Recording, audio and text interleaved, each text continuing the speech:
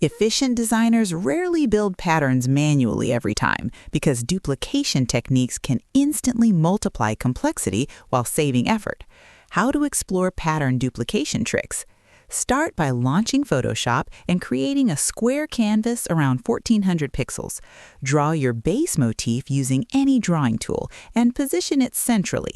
Instead of copying layers randomly, press Ctrl-J to duplicate the motif precisely, then hold Shift while moving it horizontally to keep alignment straight.